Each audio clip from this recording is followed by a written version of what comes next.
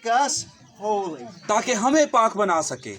And someone told me as a young man, और जब मैं नौजवान था मुझे किसी ने बताया, I was on drugs, मैं ड्रग्स लेता था, नशा करता था, in trouble with the police. और कई दफ़ा पुलिस के साथ भी मेरा जो क्लैश हुआ, They said, you can put your faith in Jesus. उन्होंने मुझे कहा कि तुम्हें यीशु मसीह पर ईमान लाना है, Give him your life, अपनी जिंदगी दे दो, and he will take all of your sin वो तुम्हारे तमाम के तमाम गुनाह ले लेगा and give you a new life. और तुम्हें एक नई जिंदगी बख्शेगा। You can be born again. तुम दोबारा से पैदा हो जाओगे।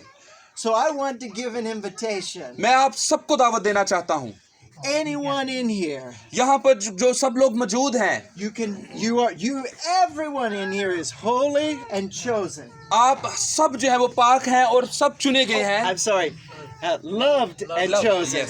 आपसे मोहब्बत की गई और आप चुने गए हैं। You cannot be holy by your own works. आप